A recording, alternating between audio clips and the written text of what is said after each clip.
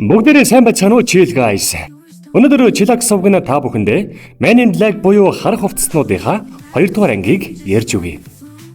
Та бүхэн биднийг дэмжиж лайк болон subscribe дараад киногоо үзээрэй. Хайртай шүү та нартай. Кинонд орцгоё. 1978 он дэлхийн ертөнцийн нууцлаг түүхийг өгүүлдэг. Түүхэн дэх нууцуд хэмээх телевизийн нэвтрүүлэг эхэлнэ. Хөтлөгч Peter Graves камерын өмнө гарч ирээд хэдийгээр тэдний орчин тогтнодгийг хинч баталж чаддаггүй ч дэлхийн сүүдэрт засгийн газрын нууц байгууллагатай төсөлт харах хувцаснууд гэх агентлаг байдаг.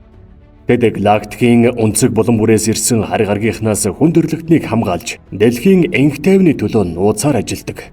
Одоо та бүхэн хизээч бүртгэгдээгүй, хизээч болоогүй мэт нууцлаг түүхийг хүргэе. Гэхдээ дэлгэцсэн 1978 он руу шилжинэ. Тэр үед Зартагийн гүнж өөрийн ард түмэн болох Зартагийнхны хамт дэлхийд ослын булт хийдэг. Учир нь тэдний аймлагт тайсан болох Серлина мөрдөн хөөж байлаа. Зарта гаргийн хамгийн үнэт хүч болох Зартагийн гэрэл нэртэй асар хүчтэй энерги тэдний мэдэлд байсан бөгөөд тэрхүү хүч буруу хүний гарт орвол бүхэл бүтэн гаригийг устгах чадaltaй байв. Зартагийнхан дэлхий дээр ирмэгцээ хар хувцснуудтай холбоо тогтоон гэрлийг нууцлан хамгаалахыг хүсдэг. Гэвч удалгүй Серлина аврах хөлгөөрөө дэлхийд газардаж гэрлийг өөрт нь өгөхийг шаарддаг. Аимшигт тулаан эхлэх мөчөд хар хувцснууд зоригтойгоор Зартагийнхныг хамгаалan Серлинагийн давталгааг тогтоож чадна. Тэр боломжийг ашиглан Зартагийнхан гэрлийг дэлхийгээс хол өөр аюулгүй газарт нуухаар зүгтэн явлаа. Гэвч Серлина ялагдсан ч бүрэн устгагдсангүй.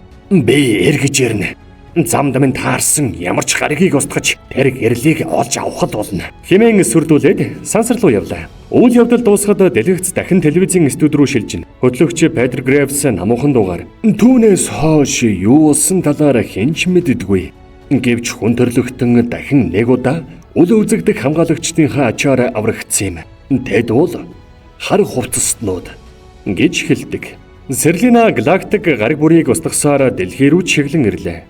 Энэ үеэр нэгэн айлын боронгийн лабрадор нохой Харви тэнгэр өөд харан тасралтгүй хуцаж байхад эзэн нь гарч ирээд Харви наашир тайвшир чи сарлуу хуцаад байгаа юм да тэнэг мэндэ гэж хэлдэг. Гэтэл Харви эзнээсээ зогтон гүйж одно. Тэрний утсан газарт асар хүчтэйгээр нэгэн сансрын хөлөг газардаж эргэн тойронд шороо тоос босно. Харви ойртон очиж харахад хөлөг нь маш жижигхэн, бараг муур шиг өндөртэй байлаа. Удалгүй хөлөг нээгдэж дотроос нь ногоон өнгөтэй үд шиг харин амтан гарч ирнэ. Харви сониужирхан доош хөвтөж ойртдог. Нөгөө амтан амаа том ангааж дотроос нь могоо шиг олон хил гарч ирэхэд нохоо айгаад хуцсаар зогтдог. Тэр харин амтан дараа нь ойролцоохоо сэтгүүл дээрх моделийн зургийг олж харна. Тэгээд амаа ангаахад дотроос нь могоо шиг олон толгой гарч ирэн хоорондоо мушигралдаж удалгүй яг тэр эмэгтэйн дүр төрхөнд хувирдаг. Яг хувирч дуусах үед халзан толгойтой гартай худаг өрсөн нэгэн залуу гарч ирээд "Сайн уу хөөргөн хадагтай минь" гэж хэлэн Серлинагийн шанаа орчимд долоож тэрнийг модны бут руу чирч ордог. Хэдхэн хормын дараа бутны араас ганцаараа гарч ирэх бөгөөд гидсэн яг төрөх гэж буй хүн шиг томболсон байна. Тэр сэтгүүл дээрх өөрийнхөө туранхай зургийг хараад дахин бутны ард орж хэсэг хугацааны дараа хэвийн туранхай төрхтөө болоод л гарч ирдэг. Жэй өөрийн хамтрагчтайгаа хотын усны сувгийн ойролцоо ургасан шар өнгийн цэцэгний дэргэд ирнэ. Жэй доошоо харан "За Жеф, чамин биш чи номын дагуу энэ удаа хэтрүүлэх хэрэггүй шүү" гэж хэлдэг. Харин хамтрагч нь юу ч хэлэлгүй цэцгийг өшөглөнө. "Оо Жеф, юу болчихгүй хөшөө. Чамайг яагаад энэ дугаа гахаад байна л та" гэж хэлэхэд хамтрагч нь дахиад л цэцгийг өшгөлдөг. "Хөөе, чамтай ярьж байна. Чи манай дүрмийг мэдэн штэ. EFR метроны шугамын дагуу байж бол хүссэн хогоо шидэж болно. Гэхдээ энд юу хийгээд байгаа юм бэ?" Хамтрагч нь цэцгийг тас бадаж аваад "Чи энд ямар чөтгөрөө хийж байгаа юм бэ? Мөн өтмөн" гэж хэлэх мөчөд газар хүчтэй чичирч эхэлнэ. Жэй санаа алдан "Миний хамтрагчийг уучлаарай. Тэр шинэ байгаа" гэж хэлж амжаагүй байтал газрын доороос авраг том үд шиг харин амтан гарч ирдэг. "Гэхдээ тэнэгэ" гэж хэлэхэд амтан буцаад газар доогоороо орчихно. "Чи бүр том болчихж. Үгүй яг юу идсэн юм бэ?" гэж хэлтэл авраг утны сүүл газраас гинэт гарч ирэн Жэйийг цохиж жимсний лангуу шидчихнэ. "Тоглох гээд байгаа юм биз дээ" гэж хэлэн газар доошоо үсэрч ордог. Доор нь Жеф дээр унчихна. Авраг ут Жэйийг газар доогуур чирэн авч явахдаа замдаа тааралцсан бүхнийг мөргөж эхэлдэг. Жэй тэрнийг унтуулах тариа хийх гэж маш их оролцсноор эцэст нь "Сайхан зүүдлээрэ" гэж хэлэх тэр үед одолгүй Жэй метроны сүүл хэсэг рүү шидэгдэн орж метроны цонхыг хаглан дотогшуундаг. Тэр даруй хүмүүс рүү харан "Бүгд урд талын хэсэг рүү шилжээрэй. Цахилгааны системд гэмтэл гарсан байна" гэж хашгирна. Гэвч хүмүүс тэрнийг тоохгүй л байлаа. Жэй дахин "Хөөе хүмүүсээ, цахилгааны системд асуудал гарсан байна гэж орилох тэр мөчид аврагууд метроны арын хэсгийг тас татан орж ирнэ. Энийг харсан хүмүүс айж сандран бүгд урд тал руугаа гүйж эхэлдэг. Одоо бол зогтож эхэлж байна гэж хэлэх хүмүүсийг дагуулan хөдлөнө. Тэр үед метроны жолооч метро сүрхээс өмнө бүгд гараарай гэж хашгирна. Жэй жолооч дээр очиод наад метрогоо зогсоо. Жолооч уурлан би Ахмад Баари энэ метрог яахаа би өөрөө мэднэ. Чи өөрөө шийднэ гэж юу? За тэгвэл наашир гэж хэлээд тэрнийг метроны арагш харуулна. Дараа нь Жеффийг заагаад тэр бол миний найз Жефф. Гэхэд жолооч айсан харцаар авраг амтныг харан за би сая шийдчихлээ гэж хэлээд тоормоос дарна. Метро хаажмаар зогсож эхлэхэд агент Жэй хүмүүс рүү эргэж харж анхаарлаа түр нааш нь хандуулаарай гэж хэлээд ай санамж арилгагч төхөөрөмжийн асан бүх хүний дурсамжийг устгана. Жэй холбооны төхөөрөмжөөр 81-р төв паркийн метроны хэсэгт цэвэрлэгээний баг хэрэгтэй байна. Жеффиг нүүлгэн шилжүүл. Дээрээс нэмээд авраг утанд хийсэн унтуулагчийн хугацааг хэн нэгэн шалгаарай гэж мэдэгдэнэ. Энэний дараа Жэй болон бүтэлгүй хамтрагч нь хотын гудамжинд суун ярилцсан. Хамтрагч нь тийм ээ яг номын дүрмийн дагуу гэж бутнаж явахад Жэй тэнгэр өд харан бид хамгийн сүүлд хизээ одод руу харсан бол хамтрагч нь энийг шалгалт гэж бодоод нууц шалгалт би чадна гэж хэлээд тэнгэр өд ширтэн. Жэй хэсэг чимээгүй сууснаа чамд ертөнцийн ганцаараа юм шиг мэдрэмж төрж байсан уу? Тийм ээ. Үгүй гэж хариулна. Жэй инээмсэглээд за явцгаая. Чамд бэлүү авч өгье гэж хэлэн тэд ойролцоох бэлүүний газар руу ордог. Үйл явдал өөр газарт шилжинэ. Нэгэн залуу гэртээ орж ирээд "Гуй, амаа тадтаа Чарли. Миний араар ярихыг чинь сонсоо залхаж байна" гэж хэлнэ. Тэр хөргөвчөө онгоолгон чи охинтой уулзаад бүр дурлцсан байна. Чиний хэлдэг хамгийн романтик үг чинь манай гэрт очиод өндгний салаад идэх үү? Ийм л баг шивдэ гэж хэлээд хөргөчөө хаахад өмнө нь Victoria's Secret-ийн моделийн дүрд хувирсан Серлина галт тогоонд нь зогсож байдаг. Чи хэм бэ? Яах гэж орж ирсэн юм? Гэж асуухад тэрний мөрний араас жижигхэн хоёр дахь толгой гарч ирэн чи өндгний салаад идэх үү гэж асуув. Серлина хоёр толгоотыг хуруугаараа базан өргөхөд залуу Серлина чи өөрийгөө гэж яагаад хэлээгүй юм бэ гэж арай ядан хэлдэг. Серлина тэднийг суллаад би чиний зурвсыг авсан. Гэрэл хаана байна? Хоёр толгойтой залуу хариудна. За ийм байна. Бид чиний гэрлийг хайж байгаа. Олчхуул $50,000 өг гэж хэлэхэд Серлина урлан тэдний чих рүү хуруугаа дүрэн гэрэл хаана байна гэж асуув. Залуу айсандаа бид хараахан олоогүй. Гэхдээ хаана байгааг нь мэдэх хүн би. Тэр пиццаны газарт ажилладаг гэж хэлдэг. Тэгвэл явцгаая. Энэ хооронд агент Жэй хамтрагчтайгаа бэлүү идсэн. Гэтэл хамтрагч нь гэнэт уйлж эхлээд чи намайг мартуулах гэж байна. Намайг олон нийтийн газар авчирвал би хэрэг тарихгүй. Жэй 50 сууснараа чи одоо ч хэрэг тарьсаар л байна гэж хэлээд ой санамж арилгагч төхөөрөмжөө ашиглан тэрний ой санамжийг арилгадаг. Дараа нь Жэй бэлүүний газараас ганцаараа гарч явна. Үйл явдал пиццаны газар руу шилжнэ. Пиццаны газрын эзэн болон нэгэн ажилтан бүсгүй ажил дээрээ байж байхад эзэн нь доошо буугаад Mountain Dew авдар гэж хэлэн бүсгүйг зойрлуу явуулдаг. Бүсгүй ундаага аваад арын хаалгаараа буцаж орж ирэхэд Серлина болон хоёр толгойтой залуу эзнийг дээшүргэн гэрэл хаана байна гэж сүрдүүлж байлаа. Ажилтан бүсгүй айсандаа нуугдах үед арын хаалга гинэд савж дуу гарна. Серлина эргэн хараад хүн байгаа эсхийг шалга гэж хоёр толгойтой залууд тушаадаг. Нөгөө залуу угаасаа бүтэлгүй нэгэн тул эргэн тойрны хаан хараад ажилтан бүсгүйг анзааралгүй. Зүгээрээ салхинд л хаалга савсан бололтой. Хүн алга гэж хэлээд буцаад Серлина дээр очдог. Пиццаны газрын эзнийг чангатхан 25 жилийн турш би энийг хайлаа. Галактикаар нэг тэнэж явлаа. Гэтэл энэ зүйл дэлхийгээс огт гараагүй байсан байна. Надад цаг алга. Зартагийн гэрэл хаана байна гэж асуув. Пиццаны эзэн айсан хоолоогоор чи юу яриад байгаа юм бэ гэхэд Серлина ууртайгаар сонс залуу минь. Та нар Зартагийн гэрлийг дэлхий дээр нуусан. Би тэрнийг олно. Гэрлийг олчихвол Зарта биднийх болно. Тэр үед эзэн бүдүүн хоолоогоор чи хэтэрхий оройтсон. Маргааш шөн дунд гэрэл 3 дахь гаргаас гарч гэртээ буцна. Дэмий аялуулсанд уучлаарай гэж хэлэхэд Серлина хуруугаараа нэг хүрэхэд тэрний бие голоороо хоёр хуваагдан арьсан газар дуна. Энийг харсан ажилтан бүсгүй айсандаа 50-ийн ард нуугдан сууна. Хоёр толгойтой залуу одоо тэр гэрлэлээр дэлхий дээр байгаа эсхийг ч мэдэхгүй болчихлоо. Гэхэд Серлина тэр 3 дахь гараг гэж хэлсэн. Тэнэгүүдээ гэрэл энд байгаа гэж хэлээд тэд пиццаны газраас гарч ив. Энэ хооронд агент J хар хувцснуудын төв баринд ирнэ. Одоо тэр өмнөхөөсөө илүү туршлагатай. Байгууллагыг удирдах хэмжээний агент болсон байлаа. Тэр яг л хуучин агент K шиг бусдад тушаалагч нөхцөл байдлыг хяндаг болсон байдаг. Удалгүй удирдлагаас нь хүн амны хэргийн талаар мэдээлэл ирж J хамтрагчаараа Фрэнк нохог аваад явдаг. Та хэд санаж байвал Фрэнк гэж өмнөх анги дээр гарсан нөгөө энэ шүү дээ. Фрэнк хар хослол өмсөд машинд суух ба бүхэл замын турш дуу дуулсаар явна. Чимээгүй байж болохгүй юу гэж уурлахад Фрэнк дууга болохгүй аяын хүртэл аялсаар байдаг. Тэд пиццаны газарт ирэхэд J амаа хамхаад чимээгүйгаарай гэж хэлээд дотогшорно. Гэвч Фрэнк араас нь юм ярьсаар л байна. J гэрж болсон ажилтан бүсгүйтэй уулзсан өөрийгөө мөрдөгч J гэж танилцуулан болсон явдлыг асуув. Бүсгүй айсан хിവэр бүх зүйлийг ярьж өгдөг. J тэрнийг тайвшруулахын тулд Белоны газар авчран үргэлжлүүлэн ярилцсан. Ярианы үеэр J бүсгүйдээ татагдаж эхэллээ. Тэр таны босс хүн биш байсан. Би удахгүй бүгдийг тайлбарлаа гэж хэлээд ой сарамж арилгаж төхөөрөмжөө гарган энэ бол зүгээр л жижигхэн гэрэл гэдэг. Гэвч бүсгүй гэрэл анивцны дараа би чамайг таних болов гэж асуухад J шилээ зөв би чамайг танино. Харин чи намайг танихгүй гэж хариулдаг. Бүсгүй их хэцүү байдаг бах та. Чи ганцаарддаггүй. J хэсэг дуугүй сууснаа тэрний ой сарамжийг арилгахгүйгээр Белоны газараас гарч явдаг. Гадаа Фрэнк машин дотор бас л өнөөх чанга дууга тавьж хуцацсан. J ирээд хөгжмийг унтраахад Фрэнк юу болсон бэ гэж асуув. Дараа нь тэр чи тэрэнд хайртай гэдгээ хэлсэн үү? Тэр бол гэмтэргийн гэрч ойлгов гэж хариулдаг. Үүний дараа тэд Серлинагийн газарцсан хөлөг дээр ирж шалгалт хийдэг. J хөлгийг хараад C ангиллын хөлөг байна гэж хэлэхэд удирдлага нь энэ нь Серлина болохыг тогтоодог. Тэд Зартагийн гэрлийг хайж байна. Юу болсныг мөрдөгчөөс гэхэд удирдлага Бернээс асуух боломжгүй. Үгчгсэн юм уу? Нэг тиймэрхүү. Одоо шуудангийн газарт ажиллаж байгаа. Үгүй гэж хэлээд агент K бүхнийг мэдэж байгаа гэдгийг ойлгон K-г буцааж авчирхаар явдаг. J болон Фрэнк шуудангийн газар очиход K нэг үйлчлүүлэгчд энэ хайрцгийг буруу болсон байна. Ийм байдлаар шуудангаар явуулах боломжгүй гэж тайлбарлаж яв. J нэмсэглэн тэрэн рүү дөхөж та намайг санахгүй байхаа. Гэхдээ бид хамт ажиллаж байсан. Бид оршуулгын газар хамт ажиллаж байгаагүй.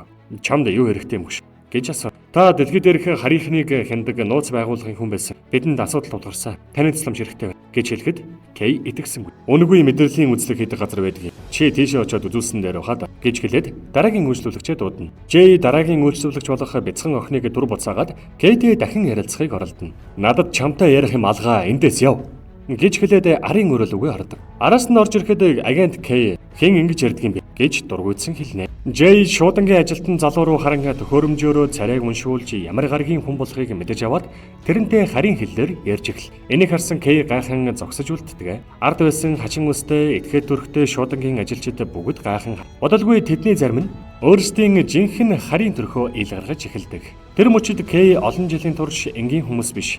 Харийнхны дунд ажилдаг байснаа ойлгож эхэлнэ. K гараад машиндаа сууж явах гэж байхад J хэрвээ чи өөрийгөө хэн байсныг мэдхийг хүсвэл надтай хамт яв гэж хэлээд машин дээрээ очин хүлээдэг. Хэсэг хугацааны дараа K машинд суух бөгөөд арын суудалд байсан Фрэнк тэрнтэй ярьж эхлэхэд K бүрчих гайхдаг. Тэд хар хувцснуудын төв байранд ирэхэд агент K удаа болцсонгүй шүү. Та үнэхээр домог шүү гэж угтан авдаг. Удирдлага K-д дэлхий аюул орсон байна. Энийг зөвхөн чийл зогсож чадна гэж хэлээд хуучин хар хослол болон зэвсгийн авчрахыг тушаадаг. Тэд зэвсгийн өрөө рүү очиход J өмнө нь өөрт нь өгч байсан жижигхэн буг гаргаж ирээд энэ таны хамгийн дуртай зэвсэг байсан шүү дээ гэж тоглоомхийн K-д өгдөг. Дараа нь тэд ой санам сэргээх төхөөрөмждөр ирж K-ийн дурсамжийг буцаах гэж байтал Серлина болон хоёр толгойтой залуу аль хэдийн төв байранд нэвтэрсэн байдаг. Бүртгэлийн ажилтан дэлхий дээр ирж байгаа зорилго нь юу вэ? Серлина бүртгэлийн ажилтан дээр очиод би энд суралцахаар ирсэн.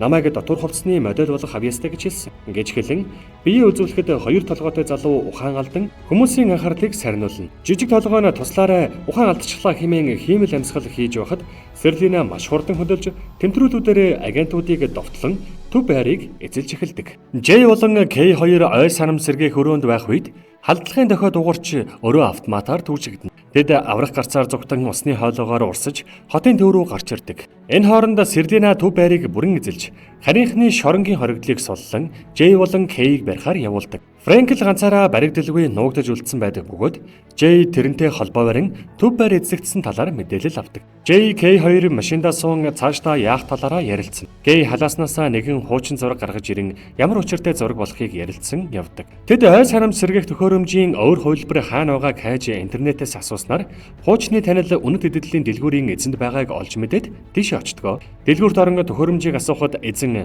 надад тийм зүйл байхгүй гэж худлаа хэлдэг. Та нарт туцалж чадахгүй. Одоо зүгээр яв.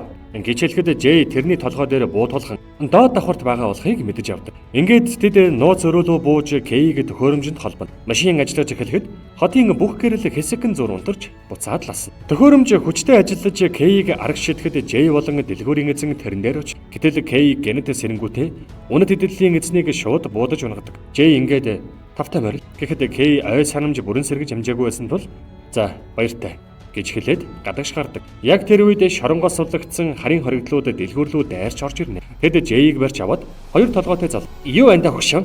Бидэнд Кей хэрэгтэй байна. Бидний мэдэхгүй байгаа зүйлсийг хэл гэж дарамтдаг. Кейг Серлинадаар авч очихгүй л тэр намайг ална. Харийн хоригдлууд Жэйг нугалж тамалж эхлэх үед гадна гарсан Кейн дурсамж багуугаар иргэн ирдэг. Тэр буцаж орж ирэн Жэйг аварч эхэлнэ. Харийн амтад тэрэн рүү дайрахад Жэй "Нүд рүү хатга. Тэмтрүүлээс нь тат. Тэр чин төмсгөн ирүүтэй" гэж харийн амьтдын сул талыг хашгирч хэлдэг. Ингээд Кей болон агент Жэй хамтран бүх хоригдлыг тарж авдаг. Тэд дэлгүүрээс гарч машиндаа суун явахдаа Зардагийн гэрэл яг юу болох талаар Кейийн санаанд ямар нэгэн зүйл орж ирж байгаа эсхийг ярилцсан эхэлдэг. Серлина хар хувцснуудын төв байранд даргаыг доош харуулan дүүжилсэн байдалтай ярилцаж байдаг. Удаан уулзсангүй шүү. Намайг санаж байгаад баяртай байна. Чи ямар дүртэй байсан ч би мартахгүй гэж хариулдаг. Серлина инээмсэглэн 25 жил өнгөрсөн чи дур булаан хэвээрээ байна. Гэхэд дарга нөхцөл байдалтайгаа эвлэр. Чи өөр дүрд хувирсан ч овоолсон хог хэвээрээ гэж хэлдэг. Бүдүүлэг юм аа. Бид нэг зүйлийг хайж байгаа. Тэрэн рүү яар гэж тулхан шаардна. Дараагаа Жэй рүү ярьж байгаа мэт залгаж Серлинад уцаа өгснөө. Майкл Джексонтэй холбоо бариулах бөгөөд тэр үед дарга ширээний гэрлэр Серлинагийн толгой руу зохиж нүүрлүүн хэд хэдэн удаа хөшгөлдөг. Тэр үеэр Серлина Фрэнкийг олоод бариад авчдаг. Энэ хооронд агент Кей болон агент Жэй хоёр маргалдсаар явж байдаг. Жэй төв байр руу буцахыг хүссэн ч Кей зөвшөөрлгүй. "Үгүй, одоохондоо тийш очихгүй" гэж хэлээд машинаа үргэлжлүүлэн жолоодно. Тэд дараа нь пиццаны газар руу ирдэг. Кей болон Жэй хоёр дотогш ортол Лаура пиццаны төмөр тавгаар Жэйн тулгаар руу зогтдог. Жэй гэрчийн ой сарамжийг устгаагүй ба мөн тэрнийг хамгаалахаар хамгаалагч хүртэл явуулсан болохыг сонссон Кей "Чи маш олон дүрм зөрчсөн байна" гэж Жэйг загнана. Яран дундаа пиццаны газрын захирал болох Бен энд алуулсан болохыг хэлэхэд энийг сонссон Кейийн толгойд ямар нэг зүйл орж ирэн метр 70 өндөртэй шингэн үнстэй залуу юу гэж асуудаг. Лаура "Та тэрнийг таньдаг юм уу?" гэхэд Кей "Үгүй" гэж богинохон хариулаад цаашаа алхдаг. Кей ханан дээр үлгсэн биеийн зургийг харан зогсоход Жэй тэрнээс нөгөө үл мэдэгдэх зургийг гаргаж ирээд "Та өөртөө сэжүр үлдээсэн байсан юм уу?" гэж асуув. Зураг дээр Кей нэг зүг рүү заасан байдаг. Жэй тэр зүгийг даган сансрын нисгэгчийн зураг руу явж "Энд ямар нэг юм байна" гэж хэлдэг. Кей тэрнийг дуудаж байсан ч Жэй тоохгүй. Сансрын нисгэгч ч бас нэг зүг рүү зааж байгааг харан тэр тийшээ явдаг. Кей ард нь зүгээр л толгоос ихсэрч зогсно. "Үгүй хэн пиццаны хайрцгийг ингэж өрдөг байна? Энд сэжүр байна" гэж хэлээд пиццаны хайрцгууд сум шиг харагдаж байгааг анзааран шүүгээ онгойлгодог. Гэтэл дотор нь лаазсан бүтээгдэхүүнүүд л байв. "Надад битгий саад болоод бай" гэхэд Кей "Би чамд саад болоогүй" гэж хэлээд зураг дээр заасан зүйл нь хажуугийн хананд өлгсөн түлхүүр байсан гэдгийг тайлбарладаг. Жэй энийгээд "Сайн ажиллаа хөшөө" гэж хэлнэ. Дараа нь Жэй Лаурагийн ой санамжийг арилгах гэж байхад Жэй болиулан "Тэр бидэнд хэрэгтэй. Тиймээс төрдөө хостголгүй хүлээж өй" хэмээн Жэй бисkuit хандан "Чи манай найзуудтай хамт байж болно штэ" гэж хэлээд тэрнийг авч явдаг. Лаура дотогш ортол тэнд байсан харийн амьтад бүгд тэрэн рүү эргэж харж ярилцаж эхэлдэг. Яг тэр үед Кей орж ирэхэд амьтад "Кей, үгүй чи буцаад ирсэн юм уу? Чамайг өгсөн гэж бодсон. Үгүй чи зүгээр л байна штэ" гэж орилолдно. Энэ бол маш чухал хүн. Тэрэнд сайн анхаарал тавиарай гэхэд харийнхан "Мэдээж. Наач асуу босгүй минь" гэж Лаураг уриалгахнаар хүүхддэг. Жэй гарахынхаа өмнө холбоо барих төхөөрөмжөө Лаурад үлдээхэд Лаура тэрнийг үнсдэг. "Нийблээс хол угаарай" гэж хэлэхэд Лаура "Нийбэл гэж аль нь юм бэ?" Жэй "Хэн чин нийбэл вүлээ?" гэхэд Тэр үед хөөстөө усанд сууж байсан нэг харин амтан гараа өргөн "Би шүү дээ хангар минь" гэж хэлдэг. "Зүгээр бүх юм аюулгүй. Гэхдээ унтаж болохгүй шүү" гэж хэлээд Кейтэй хамт тэндээс гарч явдаг. Агент Жэй "Хөөе, Кей, төлөвлөгөөгөө дахиад нэг хэлдэ. Би бүр бодлоод байна. Чи Зартагийн гэрлийн талаархаа мэдээллийг мартсан. Гэхдээ өөртөө сэжүүр үлдээгээд буцаад ирсэн. Бас л дотор байсан зураг пиццаны газрын нээлэн түлхүүрийг заасан. Тэр түлхүүрээр шүүгээг нээх юм. Тэгэхээр бид шүүгэнээс дахиад нэг сэжүүр олох уу? Энэ бол төлөвлөгөө. Тэд гал тэрэгний буудлын дээр очиод түлхүүрээр шүүгээг нээж үзэхэд дотор талд нь харийнхны ертөнц угтаж явдаг. Тэр жижигхэн хүмүүс "Кей, чи буцаад иржээ. Гэрэл бэлэглэгч Кейн төлөө! Кейн төлөө!" хэмээн бөөнөрөө дуулдаг. "Чи гал тэрэгний шүүгэний хаан болохоор хүн юм шүү" гэж хэлдэг. Тэгэхээр шүүгээ C18-ийн сайхан сэтгэлдээ илдэг хүмүүсээ "Би энд нэг юм үлдээсэн үү?" гэж асуухад нэг харин хүн "Тийм ээ. Чи цаг хэмжигчээ үлдээсэн. Чи бидний гудамж болон зүрх сэтгэлийг гэрэлтүүлэх гэж үлдээсэн" гэж хэлдэг. "Кей, би цагаа хаасаагүй хайсан шүү" гэж цагаа аваад зүүхэд бяцхан харин хүмүүс "Цагийг буцаагаад тавь" хэмээн орилддог. Жэй өөрийнхөө цагийг байршуулахад харин хүмүүс "Чи хэн бэ? Танихгүй хүн минь" гэхэд Жэй гэж хэлдэг. Тэгэхэд харин хүмүүс "Жэйн төлөө" хэмээн бүгд орилдно. Кей шүүгэний хаалгыг хаахад харин хүмүүс "Хүлээ! Сургаал хэлэх гэж байна" хэмээн орилдог. Тэгэхэд өндөрлөх хэсэгт байрлсан хөгшин харин хүн гарч ирэн "Бид пайзны үгээр явсны ачаараа манай дэлхийд энх тайван ноёрхсон. Тэрнийг бусдад дамжуул. Тэд ч бас бидэн шиг жаргалтай амьдрах болно" гэж хэлэхэд Кей шүүгэний дээд хэсэгт байрших хаягийг авдаг. "Ирээдүрүүгээ урагшлахын тулд өнгөрснөө эргэн олох хэрэгтэй. Лав гариг бүрт 2 удаа бидний хамгийн ариун өдрүүдэд 2 дахь их өглөг өгөх хэрэгтэй. Лав гариг бүрт" гэж хэлдэг.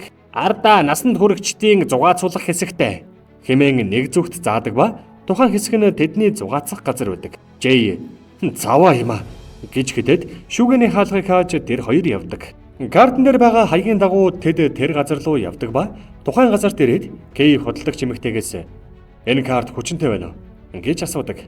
"Энийг намайг төрхөөс ч өмнө хэрглэж байгаагүй" гэхэд Кей болон Жэй "Бид хэрэглэх боломжгүй газар байсан юм а. Хэтэрхий хол газарт байсан юм" гэхэд эмэгтэй "Хэрэглээд л үзэхгүй юу?"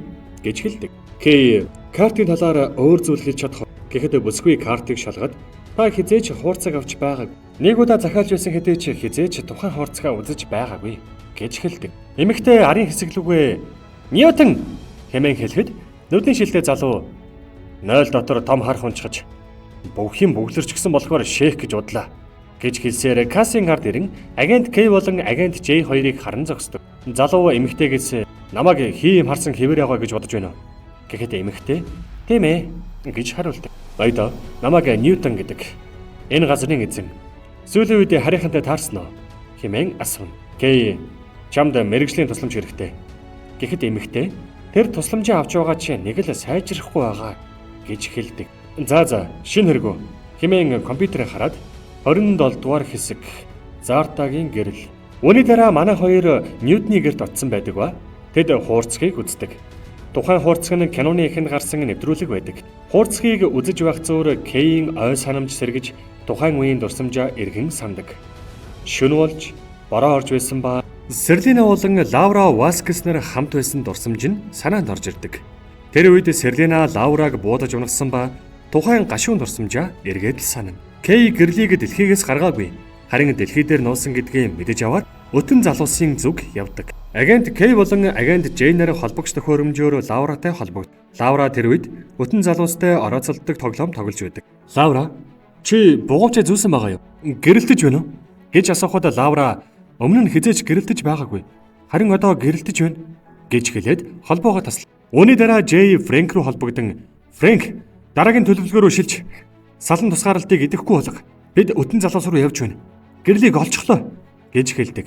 Гэтэл нөгөө талд Фрэнк хүлүүлсэн байдалтай байж байдаг ба Серлина Фрэнкийн хоолойгоо "Ойлголоо Жэй" гэж хэлдэг. Холбоо тасарсны дараа Кей болон Жэй хоёр өтөн залуусын байр руу хөдөлдөг.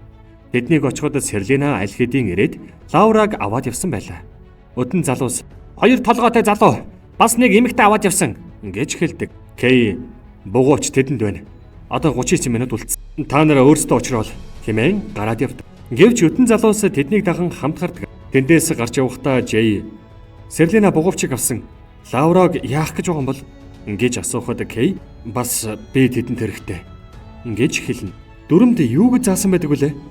Гэхэд Кей одоо дүрм хамаагүй. Тэднийг хашраагаад өгөх хэрэгтэй. Ингэж хэлээд зэвсгээ авахар явдаг. Тэд нэгэн барилгын гадаа ирээд зурагт үзэж байсан айл руу ор. Кей санаа зовлтгүй хүмүүсээ би энд амьдардаг байсан юм. Зарим зүйлээ орчихсан юм аа. Гэж хэлээд хан дээрх нууц кодын хэсэгт код оруулдаг. Гэтэл тухайн айлын арын хэсэг бүхэлдээ асар том зэвсгийн агуулга болон өөрчлөгдөнө. Айлын эзэд гайхан арагш харж байхад Кей болон Жей мөн өтөн залууст хэрэгтэй зэвсгүүдээ аваад тэдний ойс харамжийг устган гарч явдаг. Энэ хооронд Лаура нууц бүлэглэлийн байранд сансрын хөлгөнд суулгасан байдаг. Серлина хөөрг хэмээн тушаал өгдөг. Кей болон Жей хоёр зэвсгээ бэлдээд барилга руу галнэн дайрдаг. Тэд лифтээр дээш гарч явах ба хаалга нэгтгэхэд хамгаалтын робот машин гал нээдэг. Тэр хоёр лифтний дээд хэсэгт зурж нуугдана. Жей, чи хөөргөлтийн хэсэг рүү яв. Над дээр буцаж ирж болохгүй шүү. Гэж хэлээд робот машиныг буудаж эхэлдэг. Тэр зур Жей дотог шорон Лаура байгаа хэсэг рүү явдаг. Харин Кей лифтнээс гарах үед Серлина тэрнийг барьж авна. Жей төхөөрөмжийн хэсэгт очиход өндөр биетэй хар нөмөрхтэй залуу удаан уулзсангүй шүү Жей хэмээн угтдаг. Жайра хүй хөгшөө юу байна да? Удаан уулзсангүй шүү. Юу вэ? Хэр удлаа? 5 жил болсон уу? Гэж хэлдэг. Тухайн залуу 42 өдөр. Баярлалаа. Намайг хорсноос хойш өдөр бүрийг тоолж байсан гэж хэлдэг. Агент Жей, Лаура, би 1 минутын дараа очих хонгор минь гэж хэлэхэд Жайра нөмөргөө тайлдаг. Нөмөргний дотор талаас 3 жижиг биет гарч ирэн Жей рүү дайрч эхэлдэг. Тэд Жейг цохиж өшөглөн барьж авах гэж оролцсоор байтал Жей ч мөн адил тэднийг нэгээр нь тулалдан унах гэж оролдоно. Энэ хооронд Лаурагийн нисэх хугацаа улмал ойртсоор. Лаура, "Жей, эндээс яв. Би зүгээрээ. Би ялж байна." гэж хэлсээр өөрөө задуулсаар байдаг. Тэр жижиг биетүүдтэй нэгээр нь тулалдсаар 30 секунд үлдэхэд Жей газар тунан босож чадахгүй шахан болно. Гэсэн ч үргэлжлүүлэн тэмцээр байдаг. Хөлөг хөөрөхөд 6 секунд үлдэх үед Жей арайхийн босож ирээд яаралгүй алгасаар удирдлагын хэсэгт хүрэн хөлгийг унтрааж Лаураг авардаг. Нөгөө талд нөгөө балиараа Серлина агент Кейг заалны голд орон дээш өргөсөн байдаг. Гэхдээ энэ бас л тэгж байгаад заваан за мэдгүй. Яг тэр үед Жей гарч ирэн буугаар Серлинаг бууддаг. Серлина бутран унах шиг болох ба Жей машинаа дуудаж Кейтэй хамт машиндаа сун тэндээс зүгтдэг. Гэвч Серлина бүрэн усцсангүй. Тэрний бие дахин нийлж аврах том хэлбэртэй шилжин хувирч эхэлдэг. Тэднийг явж байх үед Серлина араас нь хөөж эхэлнэ. Нөгөө заваа шижгийн Серлина машины араас ирэн тасралтгүй буудсаар байдаг. Кей болон Жей хоёр машинаараа метроны буудлын руу орж торомслон Серлинаг Жефэд идүүлэн орхидог. Гэхдээ яг уу Жефгээд том өт маань хэрэг болтгол юм байна. Үүний дараа тэд нэгэн өндөр барилгын дээр ирдэг. Гэрэл хаана байгаа бол Лаура бол гэрэл. Лаура бол ард түмнийхээ удирдагч. Гаригаа аврах хүч нь тэрний дотор байгаа гэж тайлбарладаг. Лаура юу болоод байгааг ойлгохгүй зогсож байтал тэнгэрээс хүчтэй гэрэл тусан дайвар дээр байсан чулуун дээр тусахад дотроос нь сансрын хөлөг гарч ирнэ. Жей болон Лаура хоёр хэсэгхэн зуур бие биенээ чимээгүйхэн ширтэж зогсно. Яг л салах ёс хийж буй мэт. Гэтэл гэнэт Жеф барилгын дээр гарч ирэх ба дотор талаас нь Серлина аврах том биетэйгээр дахин гарч ирдэг. Гэхдээ энэ ямар өвхөж өгтгөө маар шижгийн хүүхэн бэ энэ одоо. Лаура, чи явах ёстой гэж хэлээд тэрнийг сансрын хөлөгт суулган явуулдаг. Нөгөө талд Жей Серлинатай тулалдаж "Кей, туслаарай" гэж орилдог. Лаура нулимстайгаар хөлөгтөө суун хөөрөхөд Серлина тэрний араас нисэн очихыг оролддог. Харин Кей болон Жей хоёр хамтран Серлина руу буудан эцэст нь бүр мөсөн устдаг. Ёо энийг өхөж өгтгөө тэринг бүр бодхоор бүр арай гэж аллаа шүү мөн шижгийн хүүхэн. Лаура аюулгүйгээр сансарт нисэн оддог. Үүний дараа Кей болон Жей хоёр хар шилээ зүүн эргчлөөний хөшөөний оройгоос аврах хэмжээний гэрэл цацруулан бүх хүмүүсийн харсан зүйлийг мартуулдаг. Ёо. За, Men in Black 2 дугаар анги маань ингээд дуусч байна. Яг хөө энэ анги дээр салж өгдөг нэг шижгийн хүүхэнтэй зуралцаар гал харлаа.